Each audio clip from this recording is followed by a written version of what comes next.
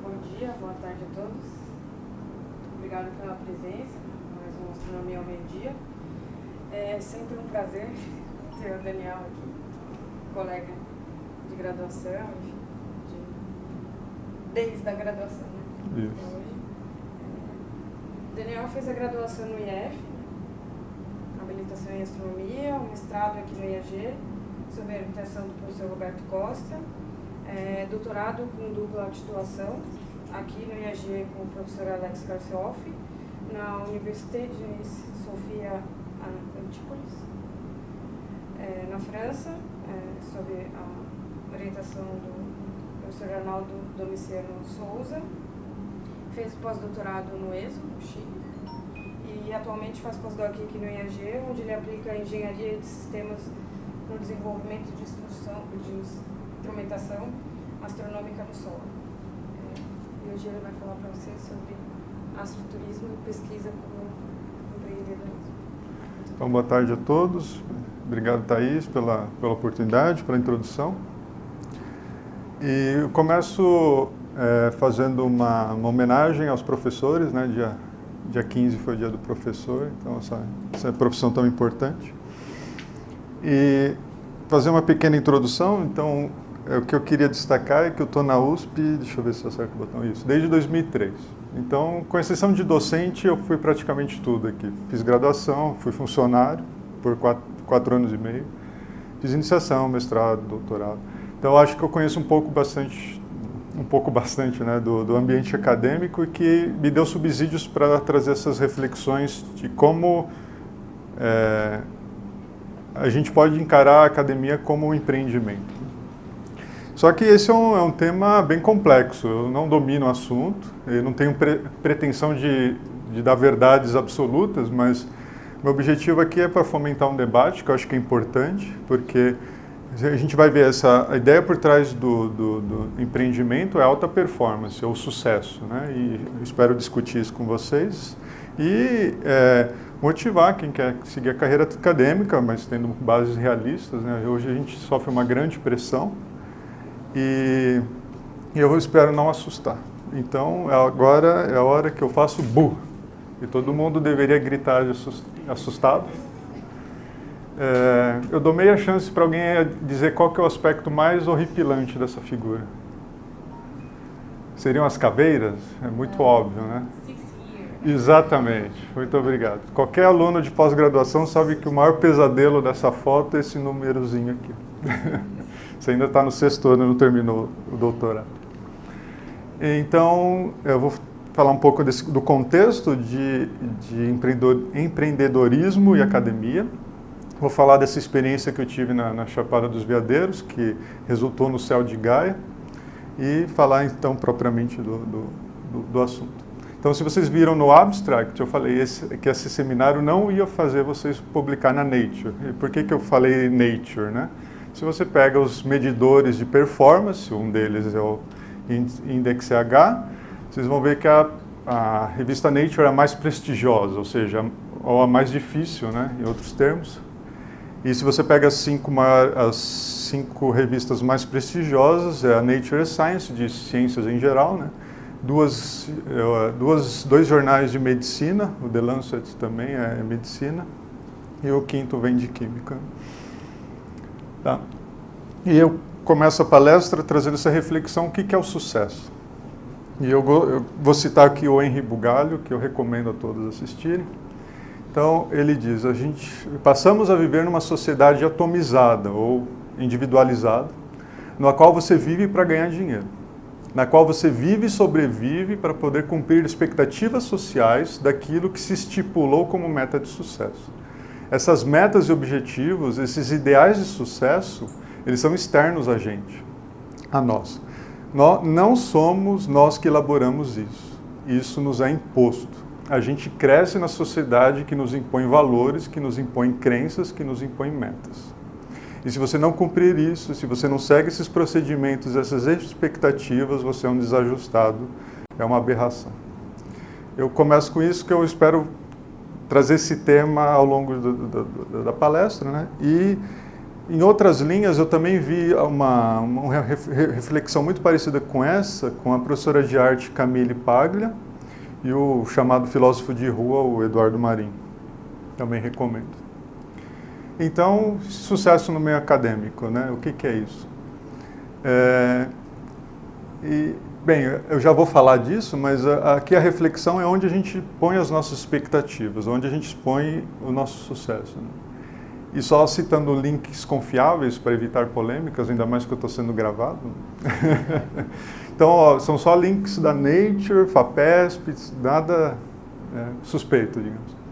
Então, tem um artigo recente da Nature dizendo que alunos de pós-graduação têm taxas 6 vezes maiores de ansiedade e depressão do que a população em geral.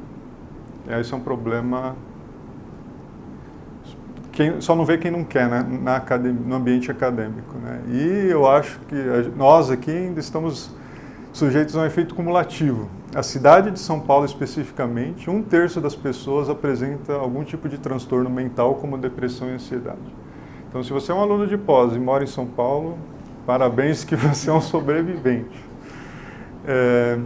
Então, também parabenizo o pessoal que está por trás do Gabi, quem não conhece, né? Aqui no IAG existe um grupo de apoio ao bem-estar estudantil, que faz parte, é necessário, né, nesse contexto. E eu até ouvi algumas pessoas comentarem, nossa, mas como você vai associar empreendedorismo com academia, né? Então, eu já peguei uma citação da FAPESP, em que ela fala, ó, empreender requer preparo emocional para lidar com as incertezas. Pesquisa mostra que a exposição ao estresse gerado pelas atividades de gestão pode levar a distúrbios de déficit de atenção, hiperatividade e bipolaridade. Se vocês veem, eu vejo um link direto entre essas duas coisas. Então, vamos em frente. Isso foi uma notícia de última hora, que saiu na terça, eu não tive tempo de incorporar o conteúdo dela na apresentação, até porque é uma fonte extremamente suspeita, né? Então preciso me preservar. Mas é uma matéria muito boa, recomendo, do Intercept. O ambiente que está sendo fomentado em torno das universidades públicas e tudo, está prejudicando ainda mais a situação que já era complicada. Eu vou pedir para o pessoal, tudo que eu estou mostrando aqui, eu estou deixando links, então a organização vai disponibilizar os slides depois, vocês podem navegar pelos links. Então vamos falar do Céu de Gaia. Então foi lá que eu conheci o Guilherme Mota, e ele está com essa proposta para a Chapada dos Veadeiros. Então, para quem não conhece, Chapada dos Veadeiros fica mais ou menos uns 150 quilômetros de Brasília, ao norte de Brasília. Eu fui dirigindo até lá para economizar recursos, mas eu vi que a maior parte dos visitantes que querem poupar dinheiro, eles compram passagens aéreas baratas até Brasília e alugam um carro, até porque a região do parque não tem asfalto. Então eu recomendo não fazer como eu, que dirigi meu próprio carro, mas fazer isso. E por uma indicação de um amigo também, eu fiquei nesse hostel, a Casa do Guardião, que fica em Alto Paraíso de Goiás.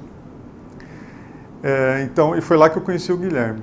E, bem, eu vou mostrar algumas fotos e depois falar da iniciativa. Então, na entrada tem um parque nacional lá em Alto Paraíso, tem a famosa Pedra da Baleia.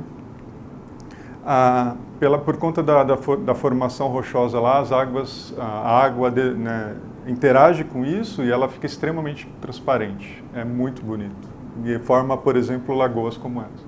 Isso não é Photoshop e, na verdade, eu acho que até que a foto tira o brilho do lago. É uma combinação muito bonita. Bem, eu não sou astrofotógrafo, nem estava preparado, mas quando eu estive lá eu vi assim, o céu muito brilhante. Eu tentei tirar com meu celular a proximidade entre a Lua e Vênus. Estava no pôr do sol. Então, essa minha visita aconteceu em 2017, em julho, e o Guilherme era o dono do hostel. Até então ele não tinha contato nenhum com o telescópio, mas ele sempre se interessou. Ele é formado em administração, e ele falou, eu cheguei aqui, montei o hostel, ele é da Grande São Paulo, e ele falou, eu estou pensando em fazer astroturismo como um atrativo para o meu hostel, né? E ele falou, por onde eu devo começar? Aí eu até achei que nem esperava muito, né? eu passei alguns livros, algumas referências, umas dicas de como começar as observações, e o que ele falou que foi um sucesso enorme, que outras pessoas ouviam falar e queriam que ele fizesse observações ou comentasse, falasse de astronomia, basicamente. E agora ele está, como o novo governo propôs isso, né, é uma possibilidade de alugar espaços dos parques nacionais. Então, ele já fechou com o Parque Nacional da Chapada dos Veadeiros para dentro, como um atrativo do parque, oferecer astroturismo. E ele até falou que vai entregar o hostel agora no fim do ano. E ele falou, eu preciso de ajuda. Se alguém quiser vir, se aventurar nesse empreendimento, vai ser muito bem-vindo. Se quiser lá só visitar também, ele falou, quem for na sua apresentação e pode vir antes dessa data, eu ofereço desconto na hospedagem. E é isso. Então fica o convite. Se vocês conhecerem alguém, acho que vale a pena a visita, vale a pena conhecer o Guilherme, conhecer o parque. Então tirar algumas fotos da região, num calango. Isso é uma foto do videozinho de entrada do parque, então acho que eles estavam precisando mesmo de atrativos. E aqui só para provar que foi eu mesmo que tirei as fotos em uma das cachoeiras da região. Então, foi a partir dessa visita e lendo o livro que eu já vou introduzir para vocês, que eu falei, puxa, mas... porque eu comecei a perguntar, eu perguntei para o Guilherme, você tem certeza que você vai fazer isso? Você vai entregar o hostel para viver de astroturismo? E isso é estável a longo prazo, você vai ter dinheiro para subsistência. E quando tem mau tempo, como que você faz? E eu só via problemas, né? E aí eu falei, mas a gente foi conversando assim, ele falou, mas talvez a minha situação não seja muito diferente da sua. E então, né, vamos construir isso. Então, a gente tem que partir das definições, né? O que é empreendimento? É o processo de projetar, lançar, administrar um novo negócio, que geralmente é iniciado pequeno. Negócio, por sua vez, é qualquer atividade ou empreendimento que tem fins lucrativos. Lucro, e aí quando eu comecei a fazer essas definições, já lembrei de Ilha das Flores. Quem não assistiu esse documentário, por favor, assista. E a grande conclusão é que o ser humano se diferencia dos outros animais por ter um encéfalo altamente desenvolvido, polegar opositor e por sermos livres. Então, o que é empreendedorismo? É a capacidade e vontade de desenvolver, organizar, gerenciar um empreendimento comercial, juntamente com qualquer um dos seus riscos para obter lucro. Então, a gente vê que risco é um conceito central no empreendimento. E eu proponho um empreendedorismo acadêmico, que é a capacidade e vontade de desenvolver, organizar, gerenciar uma pesquisa, juntamente com qualquer um de seus riscos, para obter um novo conhecimento. Então, incerteza, se você entra nesse termo, é definida como um resultado potencial, em geral imprevisível e incontrolável. E risco é o potencial de perda que você não controla de algo de valor, né? E, em geral, ele está associado com uma interação intencional com a incerteza, ou seja, como que eu mitigo ou minimizo as incertezas desse meu empreendimento. E um dos medidores de sucesso das startups ou do empreendedorismo são as startups unicórnios. Alguém sabe o que é uma startup unicórnio? Exatamente. É uma empresa que atingiu 1 bi em ações no mercado. De dólares. Então, nessa matéria da FAPESP se dá algumas dicas de como fazer empreendedorismo e inovação. Então, a primeira dica, procure conhecer a fundo o mercado em que você pretende atuar. 2, mapeie o desempenho das principais empresas do setor. 3, saiba diferenciar riscos, ou seja, desafios que podem ser previstos, de incertezas, situações não previstas. 4, projete diferentes cenários de incerteza e reflita sobre como reagir caso se concretize. 5, observe o cenário futuro que é prospectado em seu ramo de negócios. Na maioria dos casos, as tendências são lançadas pelas grandes empresas. Eu acho que todo mundo que quer fazer pesquisa acadêmica deveria seguir isso. Então, entender a fundo como funciona a pesquisa. Quais são os medidores de sucesso? 2, mapeie como que, se eu estou num dado instituto, como que funcionam outros institutos? Como, nessas, que eu já vou discutir depois, nessas produções, como que onde eu estou se compara a outros, né? Saiba diferenciar riscos, ou seja, dados que podem vir ou não, de situações não previstas, interrupção de bolsa. Eu acho que a gente tem que estar preparado para isso. Projetar diferentes cenários, e se não der certo o artigo, se não der certo a bolsa, se não der certo, eu acho, né? E observar o cenário futuro que é dito pelas grandes empresas. Então, o que os grandes observatórios, grandes projetos estão fazendo? Eu acho que isso é crucial. Mas eu vou comentar mais ao longo. E para quem duvidava que empreendedorismo poderia se vincular à academia, empreendedorismo hoje está em todo lugar. Então, tem escolas de empreendedorismo para bebês. Não me perguntem como. E a deputada Tabata Amaral parabenizou a Santa Dulce pelo empreendedorismo e fé dela com relação a... Então, empreendedorismo é um termo da moda. E o livro que me inspirou a trazer suas reflexões para vocês foi esse. O autor é anônimo e assina como Startup da Real. Recomendo seguir o Twitter dele também.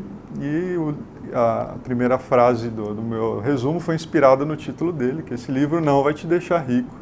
Conheça a verdade sobre empreendedorismo, startups e arte de ganhar dinheiro. Então eu vou fazer uma série de citações do livro, que vão estar em roxo, mas recomendo ler a obra integral. Então, falando do sucesso em empreendimentos, né? O objetivo primário do livro é criar uma visão mais realista e pé no chão dos riscos envolvidos no desenvolvimento de qualquer negócio.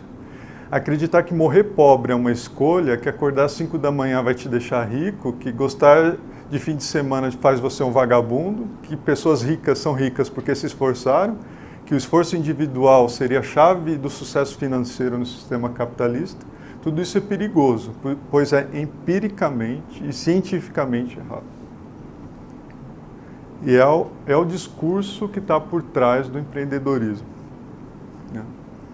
Embora as definições de empreendedorismo geralmente se concentrem no lançamento e administração de empresas, devido aos altos riscos envolvidos no lançamento de uma empresa iniciante, uma proporção significativa de empresas precisa fechar devido à falta de financiamento, más decisões de negócio, crise econômica, falta de demanda no mercado ou uma combinação de todos esses fatores.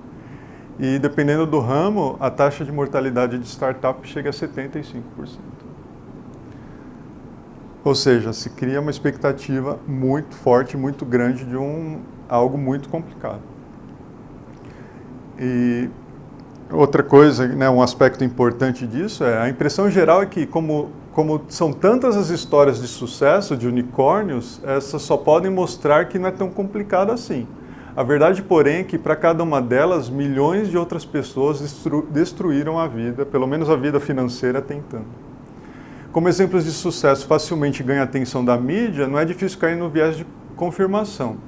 Como não ouvimos falar dos milhões de outros casos que não deram certo, daqueles que perderam todas as economias, prejudicaram as famílias e muitas vezes não conseguiram mais se reerguer, conseguimos achar que basta tentar que o sucesso vem.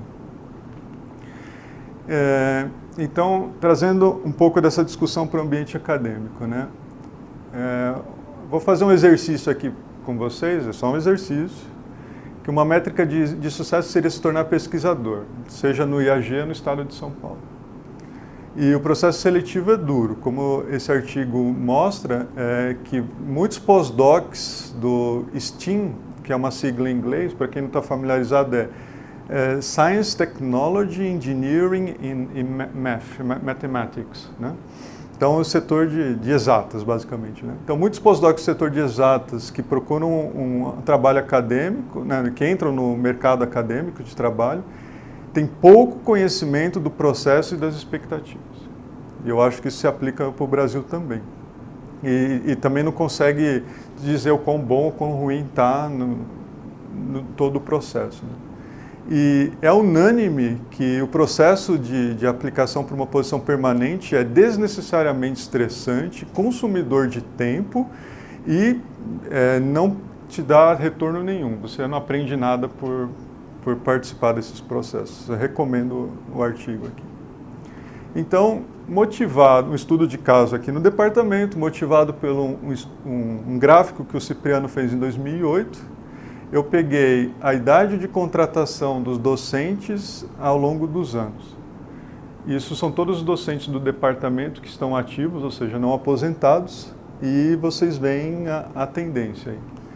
Então, os dados estão os pontos verdes, eu fiz uma suavização pequena de 5 anos, é a curva azul, e a curva laranja é a curva com uma suavização forte, no intervalo de 21 anos.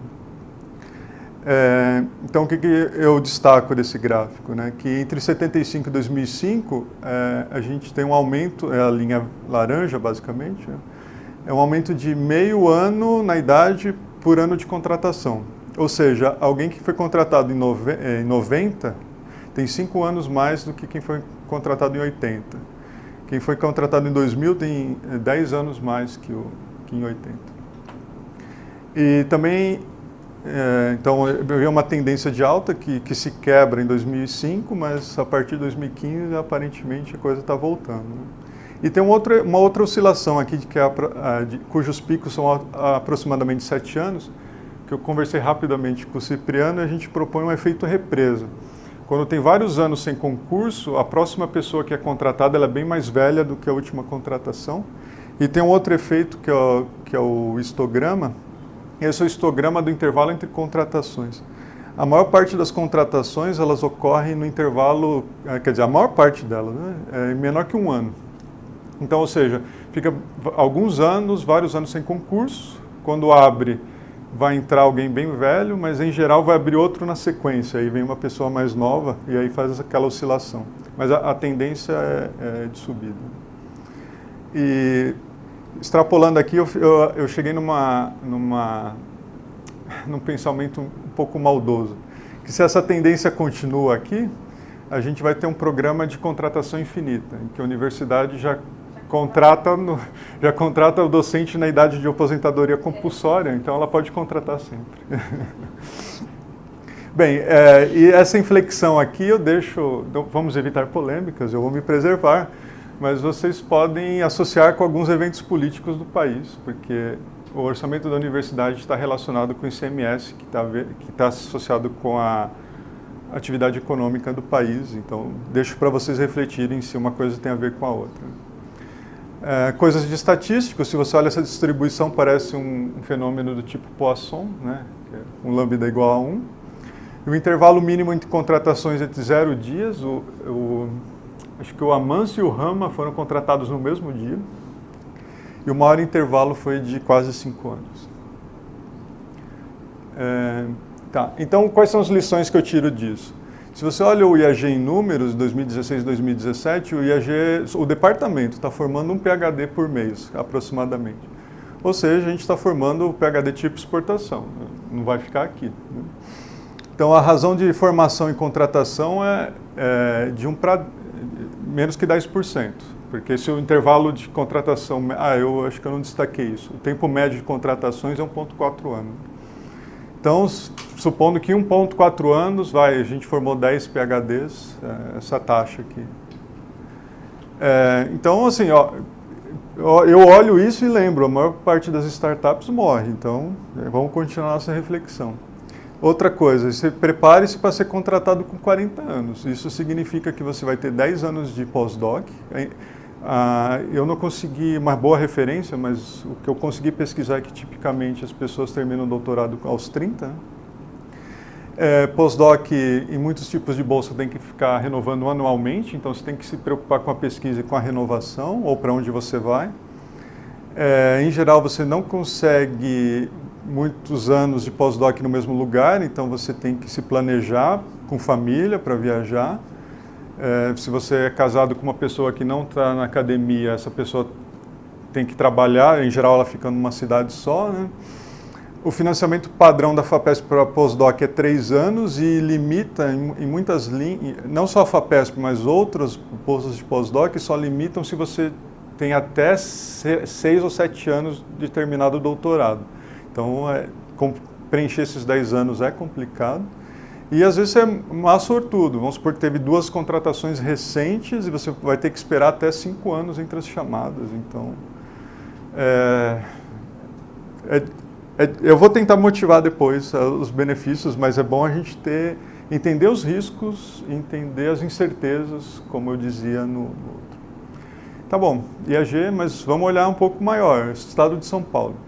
Então, no site da Spanet foi feito um levantamento pelo pesquisador João Braga, lá do INPE, usando os dados da CAPES de 2017. Então, ele mapeou as instituições que têm pós-graduação no Estado de São Paulo.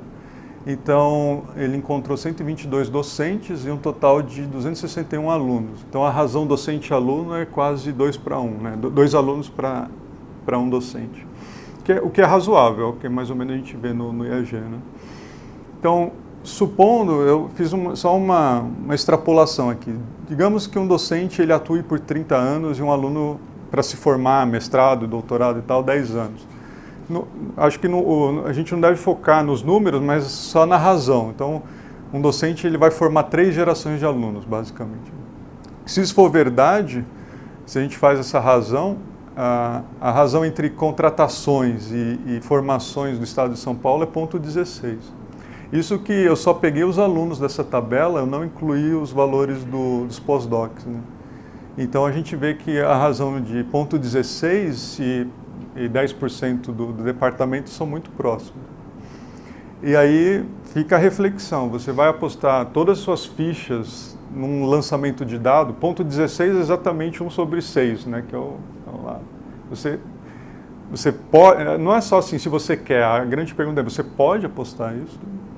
E tem mais, tem um agravante, né? Eu peguei esse gráfico da Yara Martins, que está no Valongo, que ela fez o gráfico entre homens e mulheres, discentes da graduação, discentes da pós, docentes da graduação e docentes da pós. Então a gente vê que se você olha o número de docentes na pós, para mulheres é ainda mais difícil. Na verdade, para todas as minorias, negros, LGBT. Então, em vez de ser 1/6, talvez a sua chance seja 1/20. Então, algumas ponderações que eu faço. Tem uma lógica na nossa formação que é a lógica da peneira. Uma vez eu estava na graduação ainda no IFUSP, eu questionei um professor, né, mas não te incomoda o fato de ter uma das maiores taxas de evasão da USP ser da física? Ele falou, não, isso que você está falando que é um problema, para mim é uma solução. Então, para a gente ter noção de que assim, o aluno está ali. Então, o que é importante dessa lógica da peneira? Que a responsabilidade do aluno medir o sucesso ou não é dele, né? Não é a universidade que vai apoiá-lo para ele chegar lá. Não, o aluno, ele por conta própria tem que fazer essa medida. Outra conclusão é a maioria dos alunos de IAG não vai ter posição permanente no Estado de São Paulo. Eu ensaiei em fazer um exercício para o país em todo, mas ia ficar muito complicado. E aí tem outras variáveis que a gente nem controla, que é o número de brasileiros que saem, o número de estrangeiros que voltam para o Brasil, etc. Mas eu acho que isso vale para o Brasil inteiro. Então, só que a formação que a gente oferece para os alunos é de excelência, ou seja, a gente está formando os alunos pensando que eles vão ter posição permanente. Então, os alunos têm que ter ciência de que não serão treinados para lidar em outras posições, por exemplo, o mercado de trabalho normal. Os alunos têm que ter ciência também que os docentes vão oferecer essa formação, porque é a lógica da universidade. Então, cabe ao aluno entender o que ele vai fazer com essa formação e como isso se adequa às necessidades próprias dele. Então, vamos ver se eu estou sendo um bom palestrante aqui. Se você decidir ser milionário, então o objetivo seu, não importa as consequências, ser milionário, você vai fazer astrofísica ou jogar futebol?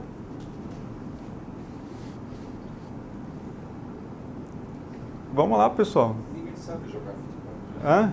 Seu objetivo é ser milionário, você vai jogar futebol. Eu vou mudar a pergunta. Vou mudar a pergunta. Imagina que vocês têm 8 anos de idade, todo o futuro livre pela frente, e vocês querem ser milionários. O que vocês vão investir? Jogador de futebol? Não. Perfeito. Ótimo, Alex. Não caiam no viés de confirmação. Apesar de você ver na mídia toda hora jogador de futebol milionário, a razão deles é muito menor do que 10%. Tá? É 1 para 1000 e olhe lá. Né? Eu acho que nem chega a isso. Então,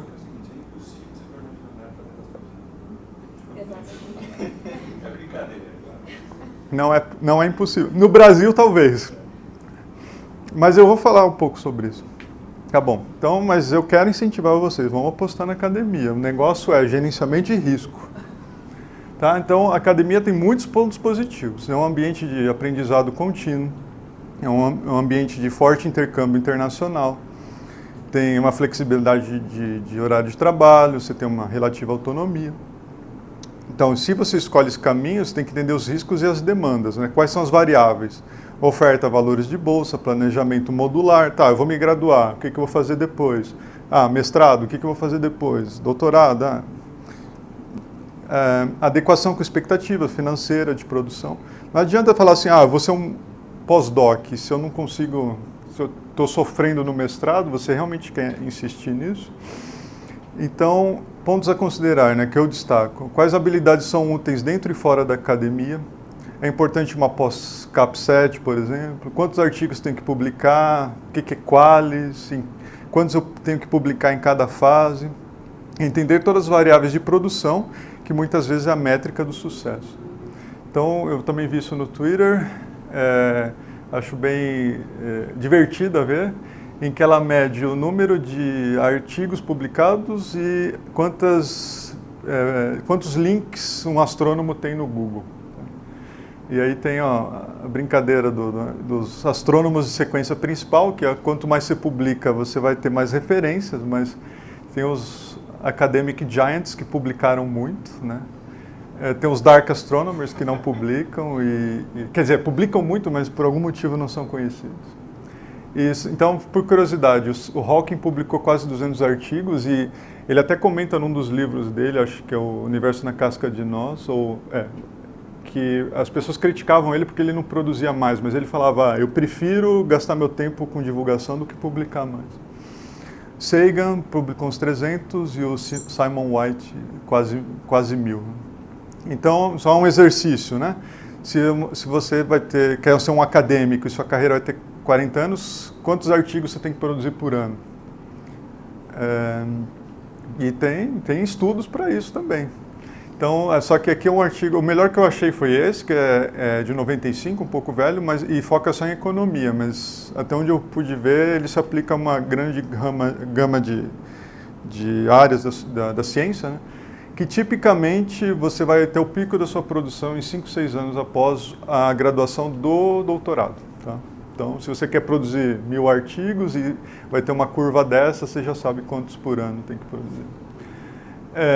Eu também recomendo esse artigo em que ele lista as variáveis de produção, tudo que as pessoas olham quando você define produção ou sucesso acadêmico, né? Número de artigos publicados e revisados por pares, o impacto do fator jornal. Eu acho que se vocês querem seguir a carreira acadêmica, vocês têm que ter ciência dessas coisas.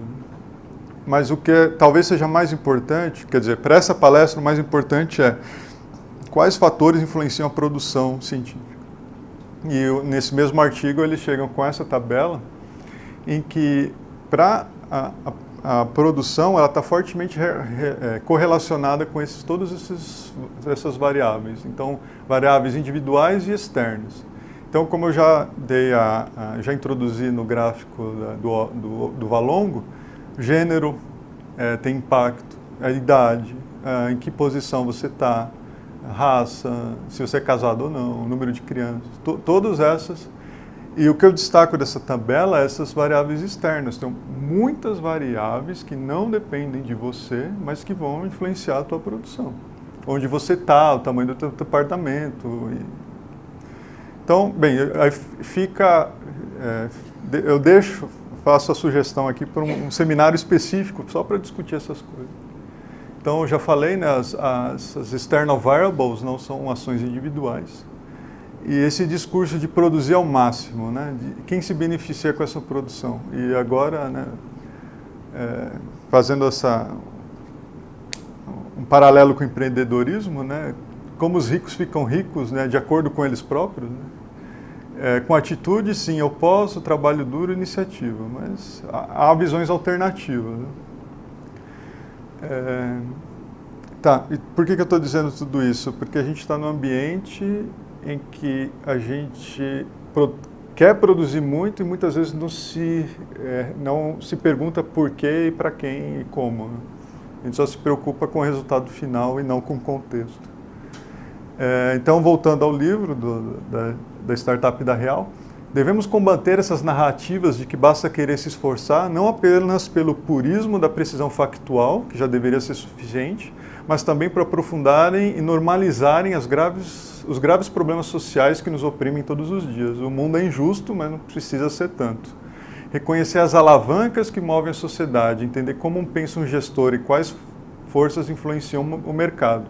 Poder planejar a sua reação a provocações, solicitações, expectativa do empresário startupeiro, ou orientador publicador, seja ele seu chefe, fornecedor, cliente ou sócio. Então eu proponho que se a gente entende a lógica do que a universidade está querendo, quer ser CAPES nota 7, o teu orientador quer uma bolsa de produtividade do CNPq, eu quero também fazer isso, não quero. Entender toda essa lógica, eu acho que é importante para todo mundo. Né? E um aspecto que ele comenta no livro é o incentivo sempre é bom, interrogação. Né? E, coincidentemente, eu já estava com metade dos slides apresentados, eu fui na lanchonete do IAG e me deparei com esse quadro. Né? Então, levantar e fazer os sonhos se realidade... Bem, vocês já conhecem o quadro, né? O tempo está passando e eu preciso terminar, né? Então, diz o livro, né? Mesmo aqueles que não tinham interesse em criar um negócio devem ter uma atitude empreendedora. As obras de autoajuda que antes ensinavam a ter calma, paz e viver tranquilamente, passaram a incentivar a busca pelo sucesso como uma forma de alcançar a plenitude. Eu vejo isso muito nos discursos dos coaches, do coaching, né? Porque o incentivo e esperança nunca parece ser algo negativo. Então é por isso que isso não tem muita resistência. Né? Por mais que as pessoas enxerguem a falta de profundidade e os erros do que está sendo dito, o discurso é justificado pelo simples fato, mas tem gente que precisa de motivação que mal pode fazer. Então fala assim, publicar é fácil, vai lá, se esforça que você publica. Então, continuando, né? Em vez de trazer um discurso compreensivo e encorajador, vamos tentar, porque é possível, mesmo que as chances sejam poucas, o que acaba acontecendo é o contrário. O menosprezo das dificuldades e a inversão do peso da culpa em cima de quem precisaria de incentivo. E a motivação acaba sendo substituída pela culpa. Tá vendo? É só se esforçar que você consegue. Ignoram-se os problemas e culpa-se quem está em desvantagem. Então, a gente só incentiva, mas não olha com detalhe o que a pessoa precisa ou o que ela está passando. Né? Bem, aqui só para ver que o estudante dorme bem e o empreendedor não. Hein? Então, é inegável que o mundo precisa de empreendedores e o benefício desses negócios para a sociedade é enorme.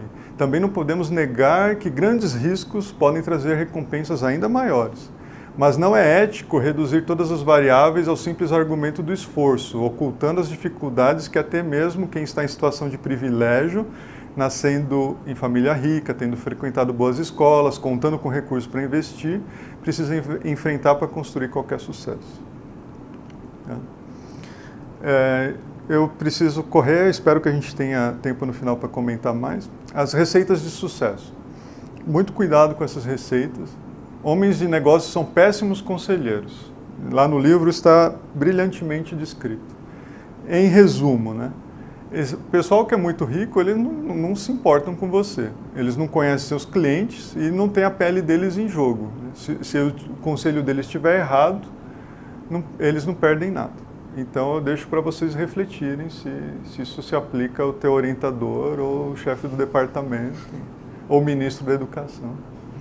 Existem inúmeras variáveis que desconhecemos, podemos elencar várias, eu vou pular por conta do tempo, o que eu quero chegar nesse ponto aqui. Não importa quantas palestras e aulas você assistiu, todo negócio é único. O segundo ponto, todos esses cases de sucesso são maquiados. Situações que muitas vezes são pura sorte, acabam sendo reescritas por conveniência como decisões estratégicas. Isso é muito, eu acho que é comum. A extensão que eu faço toda a pesquisa é única. Alguém que se deu fez muito sucesso numa dada área de pesquisa, essa área hoje já pode ser completamente diferente. Então, muita gente diz que a startup da Real, autora do livro, é pessimista que mata a motivação dos empreendedores. Acusam-me de atrapalhar aqueles que estão tentando seguir seus sonhos. Como o discurso de motivação se tornando cada vez mais distante da realidade, alguém precisa fazer uma contrapartida e mostrar onde estão os erros. Não sou contra empreendedorismo e muito menos que as pessoas parem de seguir seus sonhos.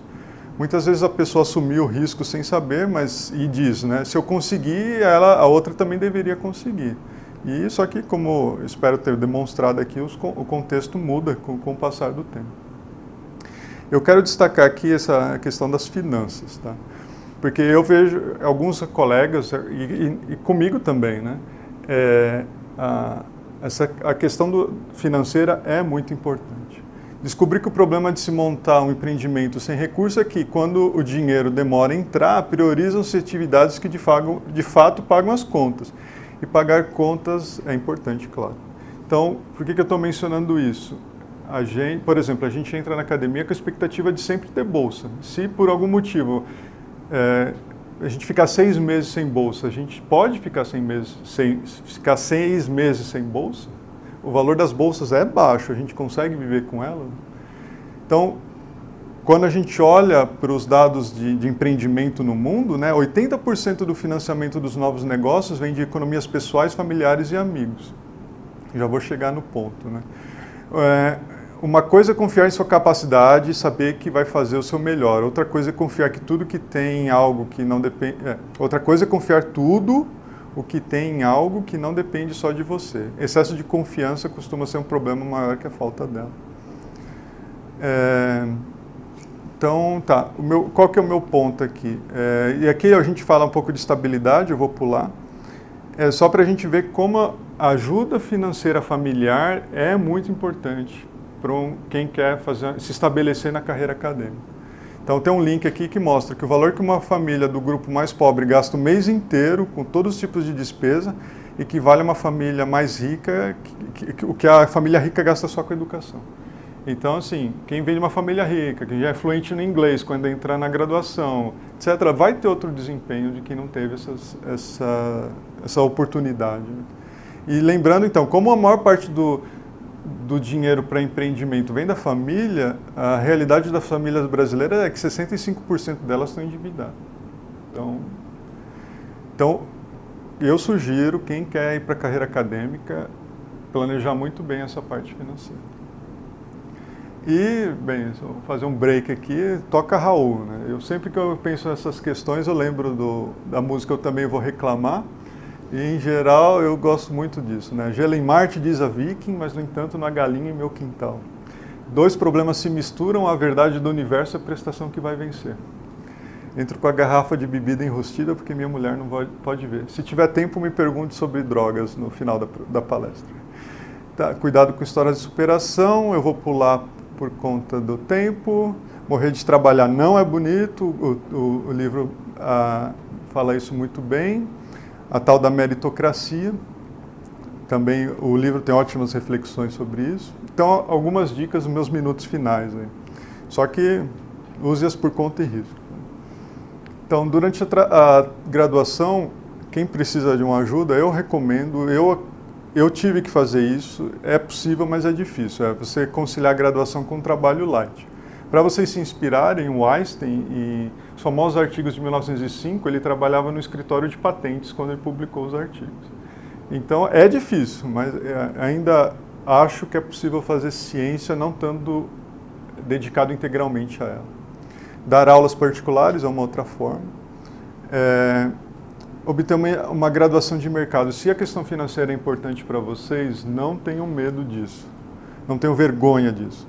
Eu tenho certeza que quem conclui uma graduação em física tira uma engenharia, não muito facilmente, mas é plenamente capaz. E a minha sugestão é, voltando ao ponto do Alex, que é impossível se tornar milionário fazendo astronomia, talvez sim, mas em física a gente vê que há um esforço da FAPESP em atrelar o retorno social do investimento. Então, tem muitas parcerias, principalmente na área de engenharia, em que você vai trabalhar com pesquisa, com inovação e com alguma coisa aplicada que pode te fazer rico. Outras rotas alternativas é a docência sem pesquisa, astroturismo, que eu mencionei no início, mídias sociais, astrocommerce. Eu não comentei isso, mas o Guilherme lá em Goiás, ele pretende não só vender a palestra, né, mas camisetas. Ele falou que está com uma ideia muito legal de pessoas que encomendam astrofotografias, ele tira, observa determinada galáxia e entrega para a pessoa. Então. Esse é um tipo de astrocommerce, né?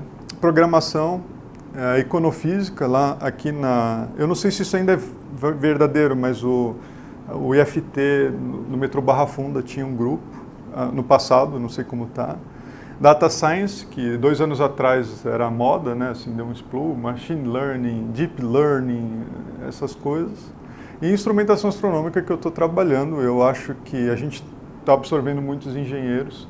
Você pode fazer uma graduação em astronomia, fazer engenharia para ter uma opção segura e tentar se inserir em projetos de instrumentação, por exemplo, é uma alternativa. E explorar tendências, né? Algumas tendências. Nosso ministro da Educação disse, está cheio de doutor sem emprego, mas é difícil ver encanador passar fome. Então, investir no doutorado não é a tendência, tá, pessoal? E, infelizmente, o pessoal das AstroTubers, a concorrência está brava. Por muitos anos, a profissão mais desejada entre as crianças era ser astronauta, agora não, né? Nos Estados Unidos e na Inglaterra, a profissão preferida das crianças é ser youtuber. Só a China ainda, que a maior parte das crianças na China quer ser astronauta. Falando sério, se vocês querem explorar uma tendência... Então, eu tentei mostrar aqui que algumas coisas são como ondas. Se você pega na crista, você surfa bem. Se você pega lá fora de fase, você não surfa.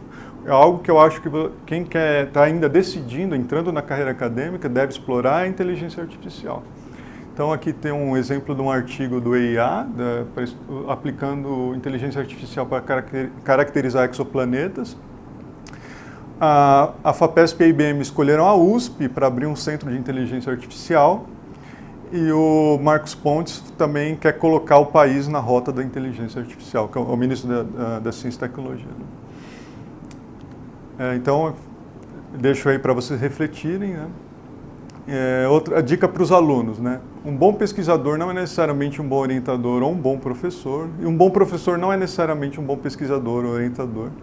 Qualquer astrônomo certamente será um péssimo programador, e qualquer professor será, com certeza, um péssimo gerente de projeto. Em que projeto é? Qualquer atividade, por definição dos businessmen, né? Projeto é qualquer atividade que tenha fim, prazo e custo ou esforço bem definido.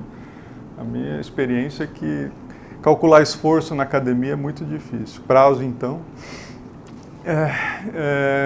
Bem, algumas dicas gerais. Lembre-se que a iniciação, fazer uma iniciação científica pode ter menos valor que uma média ponderada quando você for buscar a bolsa.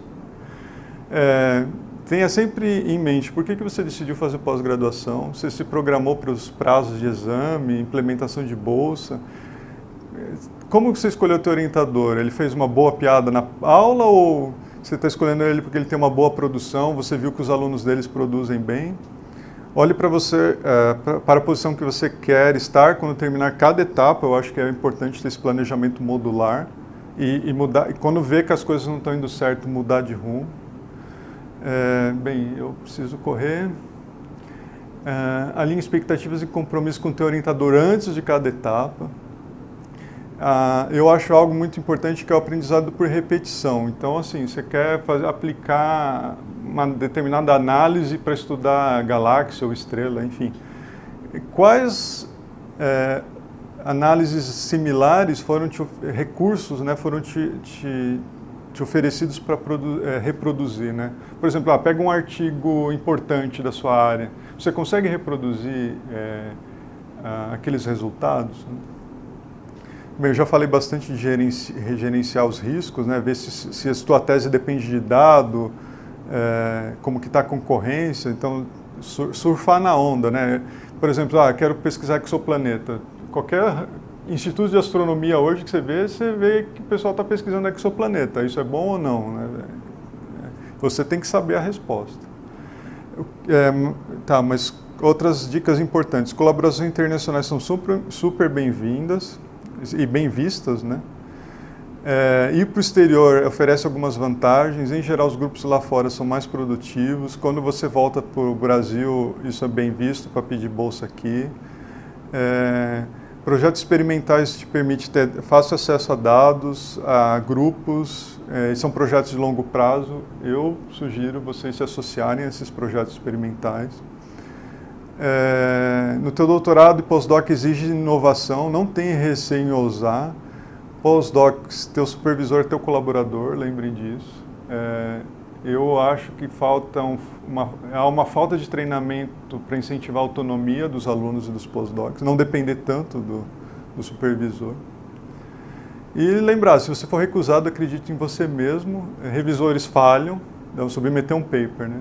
Se os revisores falham, há preconceito contra pequenos centros, pesquisadores jovens, tente outra revista. Está muito famoso no Twitter essa foto, quem não recebeu uma carta de recusa da Nature para o Nobel de Medicina desse ano. E existem outros exemplos aqui de 8 papers que foram recusados e depois viraram Nobéis. E é isso, eu termino faltando 5 para 1. E algumas reflexões, um sumário. Obrigado. A gente vai abrir suas perguntas, ele vai só reproduzir as perguntas para o microfone, porque a gente está sem o microfone. Então, quem for fazer pergunta, por favor, faça o mais alto possível para os demais colegas poderem ouvir. Sobre aquele seu gráfico da idade de contratação aumentando ao longo dos anos, você vê isso como, vamos dizer assim, um possível êxodo massivo dos pós-docs daqui para o exterior? Porque essa idade aumentando, eu vejo como, claro, tudo bem, não só a diminuição do número de vagas aqui, e você aumenta a competição, então aqueles que estão mais velhos já têm uma bagagem maior, por isso também você tem uma idade maior daquele que está sendo contratado, mas também um êxodo, porque os mais novos vão acabar procurando posições fixas fora. Então eu queria saber um pouco a sua opinião. Não, assina embaixo. Eu só acho, então, é o sistema, como diz o pessoal.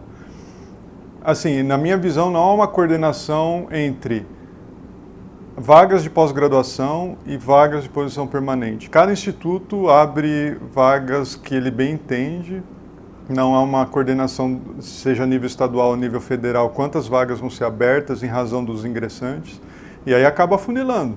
E aí, claro, você vê eu pessoalmente estou considerando isso, você vê a dificuldade, você não consegue, você vai para onde você consegue, né?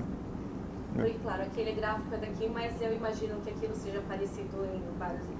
Concordo, o gráfico é parecido e o IAG é só um exemplo típico, essa é a minha crença. Eu não estou, eu pedi desculpa para os telespectadores que eu não estou repetindo a pergunta, mas enfim, o tempo está curto. O Kadovac? Queria fazer primeiro um comentário em relação ao astroturismo. Eu acho que, como você falou da questão de risco, eu vejo que é uma coisa que está chegando num pico, mas aparentemente, na minha visão, é uma coisa momentânea. Então, deve se analisar. Até porque existem polos de astroturismo aqui no estado de São Paulo, Amparo, a própria Santa Amaro, que tinha o Santo André, desculpa, que é um parque de tecnologia deles. tem sítios de astroturismo no Chile, principalmente no deserto do Atacama, como você bem sabe, próximo dos telescópios, né? Então, é uma coisa que parece que está realmente crescendo ao longo dos últimos 5 anos, mas não vejo como algo que se sustente a longo prazo. Então, só apenas como um comentário que é justamente na questão da avaliação de risco e na maneira que você falou em surfar na onda de todos esses processos. Né? Agora, outro ponto é uma questão. Você, ao meu ver, fez uma crítica bem sucinta em relação a esse pensamento produtivista em relação aos artigos, mas ao mesmo tempo você fala do empreendedorismo. Não seria um tanto incoerente a gente tentar pegar esse pensamento empreendedorista e ao mesmo tempo criticar esse pensamento produtivista de fazer artigos para que você tenha algo na avaliação da comunidade científica com um índice de qualidade? Tá. Então, só para registrar para a audiência, que eu concordo com o comentário do Kadovac, de que eu apresentei o astroturismo como um exemplo das muitas alternativas. E para dizer que o meu amigo Guilherme lá está esperando ajudantes ou colaboradores. Eu concordo, então, que é uma tendência. Cabe à pessoa mapear os riscos e ver se ele vai se sustentar ou não. O segundo pergunta é se eu não vejo... há uma aparente contradição no meu discurso em que, ao mesmo tempo que eu critico a publicação como uma métrica de sucesso, eu falo contra ela, mas eu aponto que ela é a métrica de sucesso. Não, na verdade a primeira parte está correta, mas ao mesmo tempo falar um pouco de empreendedorismo, que é, de certa maneira, demonstrar produtividade de alguma coisa, não é incoerente com esse pensamento? Não, eu não acho que... Bem, a minha leitura aqui não é uma incoerência. O que eu tentei demonstrar isso é para você? Essa é que se for, investe. É isso que eu resumo. Eu posso fazer só um comentário com relação a essa discussão? O que eu vejo, assim, nos últimos anos, é que falta um pouco dessa visão empreendedorista.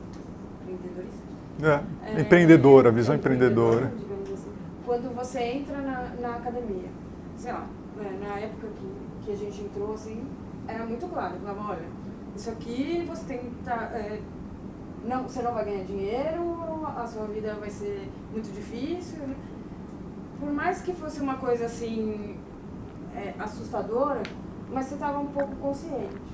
E o que eu senti nos últimos anos, assim, o pessoal que pegou, digamos assim, quando a gente começou, ainda estava num período difícil, os professores que vinham a ser professores passavam por uma situação parecida com o que a gente está vivendo hoje, assim, nos últimos 2 anos.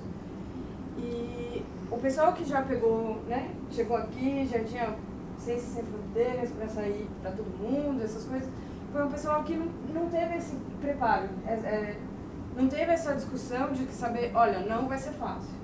E aí, hoje que a coisa está estourando... Só um complemento, não é só não vai ser fácil, tuas chances são poucas. Todo mundo falava isso, é difícil, mas você consegue. E a realidade não é mais você consegue, a realidade é suas chances são poucas. Sim. E eu acho que o pessoal que entrou um pouco depois, quando as coisas já estavam um pouco mais fáceis, não teve essa visão e acho que parte disso você vê tanta gente indo embora, tanta gente saindo. Frustrado. Exato. O que mais me deixa, eu não comentei isso no início, é que eu vejo muita gente boa deixando a carreira, às vezes por falta de planejamento. Quem não se preparou para ficar 6 meses sem bolsa, ou que deixou de explorar, por exemplo, eu quero ter um conhecimento alternativo caso a carreira acadêmica não der certo. Às vezes, você só precisa de uma solução temporária. Vou trabalhar como data science até arrumar alguma coisa melhor. Mas é isso aí, Thais. Desculpa te interromper. Não.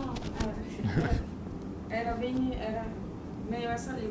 E, de fato, a gente vê muita gente boa indo embora sem... Até, né, pelas condições que a gente está vivendo hoje, sem perspectiva se vai melhorar ou não. Mas em alguns casos eu sinto que falta brigar um pouquinho, é isso mesmo. que eu quero, então, né? E às vezes não dá, porque não teve planejamento, essas coisas. Eu acho que é importante ter essa visão empreendedora, mesmo dentro da eu insisto, recomendo a todos ler o livro, porque ele fala assim, a visão é que se você não se dedica integralmente ao empreendedorismo, o teu negócio nunca vai dar certo. E aí ele fala que, na verdade, sim, é possível fazer um empreendedorismo part-time, e às vezes dá certo, que aí você está garantido. Então, a academia vê isso com muito maus olhos, você ser um pesquisador part-time. Então, eu já vi pesquisador reclamando que um pós-doc estava sem bolsa, então estava sem instituição. Falava, mas como esse pós-doc vai submeter um artigo se ele não tem instituição? Eu acho que esse é um tipo de mentalidade que precisaria mudar. Eu senti, no comentário, que a apresentação ficou um pouco contaminada na hora que você faz um paralelismo bastante forte, que eu acho que não é válido, entre o empreendedorismo acadêmico e o de mercado externo. Ou seja, eu sou oriundo do mercado, a gente vê que uma série de variáveis você não considerou, que foi o próprio mercado, a parte de financiamento para você começar um empreendedor, mesmo se ele é pequeno no mercado, você precisa de grana. Sim. Como você vai conseguir isso? Além do mercado. Pesquisa é uma situação, eu acho, um pouco diferente. Tá bom. A minha visão é que contamina uma coisa com a outra. Não. Ou seja, na hora que você vai fazer a tua pesquisa, o que se espera na área aqui do IAG é diferente do que é na área da Politécnica, engenharia. Engenharia, sim. E que também é diferente da FFRS. Sim. Eu vejo cada um está preocupado em coisas diferentes. Sim. Você explorou bem a parte acadêmica, mas a meu ver, a minha visão, é fico contaminada pela parte que seria de mercado, porque eu digo de mercado aquilo que visa lucro. Na parte acadêmica, geralmente, você não visa lucro. Sim. Eu senti isso. Não, bem, então para registro a gente está discutindo, o comentário é de que a minha palestra ficou um pouco contaminada ou confundiu o empreendedorismo de mercado com o empreendedorismo acadêmico, né? Então, eu deixo isso para uma reflexão. Eu não quero, então, como eu disse no início, eu não quero impor nada, eu quero fomentar o debate. Eu acho que cada um pode fazer sua própria reflexão e dizer se é pertinente ou não esses paralelismos. Eu acho, pessoalmente, que é. Ainda mais, como eu tentei brincar, hoje em dia as pessoas estão usando a palavra empreendedorismo para tudo, inclusive para a irmã Dulce, ou para crianças de alguns meses. Então, mas eu concordo com você, assim, o que eu queria destacar é um planejamento de um empreendimento acadêmico é completamente diferente do planejamento do empreendimento de mercado. Porém, saber lidar com incertezas e riscos, nisso eu acho que a coisa é muito similar. Saber identificar quais são os fatores, as variáveis de risco, etc. Era isso que eu tentei chamar a atenção. Na realidade, quando eu fiz meu comentário, acho que o que ele falou, acho que exemplificou melhor do que eu queria explorar, né? Que é o paralelismo entre, por exemplo, lucro e produtividade artística. Cairia bem justamente isso que eu queria ver. Tá, mas assim, bem, a discussão vai longe, então, meu objetivo é fomentar o debate, mas assim, todo mundo quer publicar e todo mundo quer ganhar dinheiro. Por que poucos conseguem? E quantos desses conseguem? Era essas discussões que eu tentei trazer para hoje. Virar um astrônomo superstar, como estava naquele, né, Super Giant, sei lá.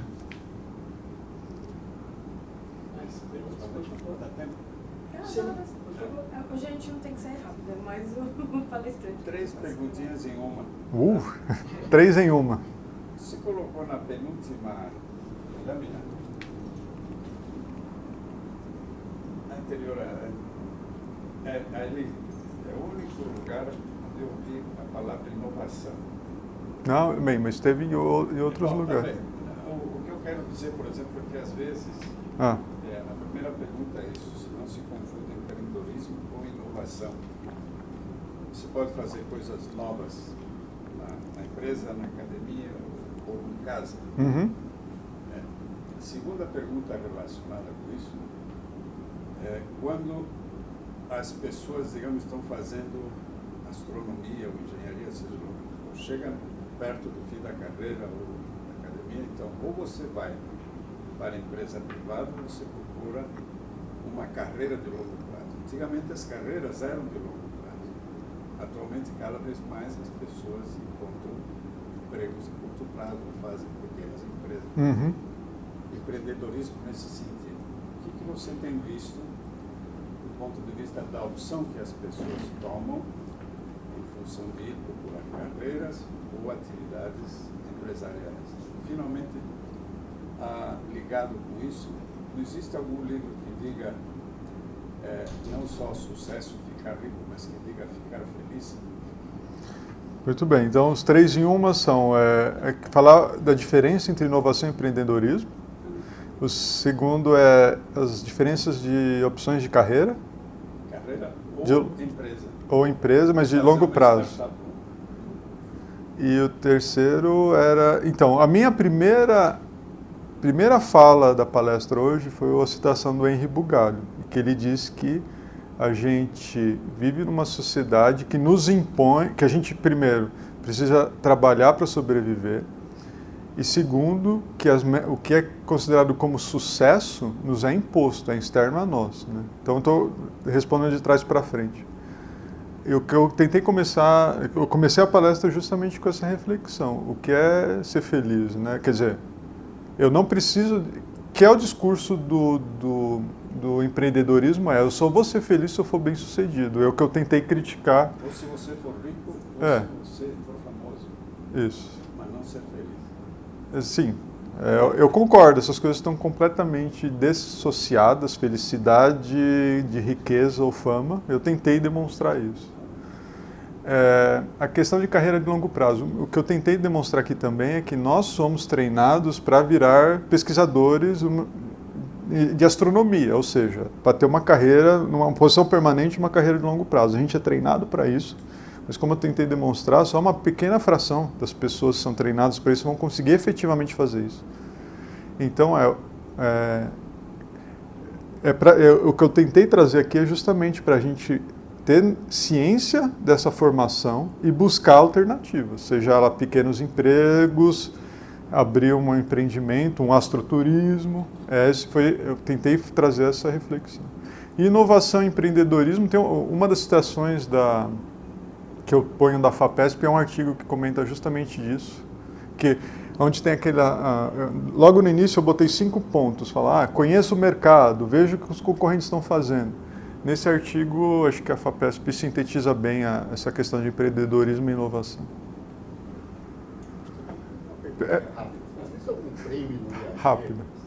Existe algum prêmio no IAG para pesquisa aplicada? Não. Um prêmio anual, por exemplo? Na astronomia, essa é uma outra discussão que não cabe a mim, Hellis Postdoc, né? Acho que... Mas existe é muito discutida a aplicação da astronomia, mas não é... Não é Hellis Postdoc, você é o postdoc. Quando você for, se Deus quiser, mais tarde, no programa, você continuará sendo uma beleza. Quer dizer, independe disso. Eu acho que o expedito está completamente... Não, mas eu concordo. Eu acho que o que é aplicado... Tudo começa de um começo. Vamos mandar uma carta para o reitor. Ok. É o problema. É que a gente fica tão embebido nessa lógica de produzir que a gente fala, se eu tomar uma iniciativa como essa, eu vou deixar de produzir. Mas é justamente isso que eu estou tentando trazer com essa palestra. O prêmio, normalmente, ele tem ramificações muito grandes. Não é só o prêmio em si. Sabe? Umas ramificações. Sim. Não, mas eu estou de acordo. A gente tinha um comentário aqui. Sobre o empreendimento do seu amigo, na Chapada, né? Uma das coisas que me impressionou, eu fui ver sobre a Chapada dos Veadeiros quando eu vi o anúncio da reunião, mas me impressionou que você seleciona as excursões lá pelo grau de dificuldade de acesso. Isso. Isso já me preocupou um pouco, né? Principalmente porque as pessoas mais idosas normalmente são quem tem dinheiro para fazer as excursões, né? E aí as pessoas se assustam um pouco com a dificuldade. Eu eu acho que quem mais iria para aquela região, ou ia para aquela região, era quem ia visitar o João de Deus. Agora acho que não está indo mais, né? Espero que não. Então, me impressionou quando você falou, ela falou que você trabalhou no ESO, no Chile, né? Uhum. No entanto, você abriu a reunião falando que você se impressionou com o céu de lá. Sim. Então deve ser realmente algo... Não, Agora, também você citou que ele está com a iniciativa de gerar imagens... astrofotografia. Personalizadas. Isso. Uma das coisas que eu andei procurando na internet e não achei nada que me satisfez até agora, é imagens online. Eu fui inclusive no site do ESO e não consegui ver nada de interessante, né? Assim, online, ou algo que você pudesse encomendar. Talvez uma sugestão fosse de que realmente imagens online pudessem ser disponibilizadas, já que o site é tão propício. Né? Uhum. Isso poderia ser uma inovação que traria uma receita de quem não quer ir até lá. Sim. Acho que está perfeito, está registrado aqui a sugestão. Uma colocação só, tem alguns sites de astroamadores que disponibilizam imagens em alta resolução. Agora eu não vou saber online agora. Eu posso te fornecer posteriormente e possivelmente você pode contatar o astrônomo amador, ele vai te fornecer e você pode fazer a impressão posteriormente. E são imagens que são muito melhores do que nós astrônomos tiram, porque eles fazem essa dedicação. Para tirar uma imagem da Lua, eles gastam semanas, meses, fazendo pedacinho por pedacinho, depois juntando tudo para ter uma imagem em alta resolução de diversos megapixels da Lua.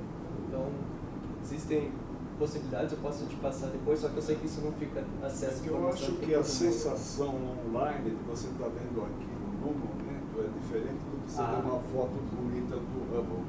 Sim. No primeiro semestre, nós tivemos uma palestra de astrofotografia, inclusive o rapaz estava aqui, ele também é aluno da Poli, devia ter saído por conta de aula.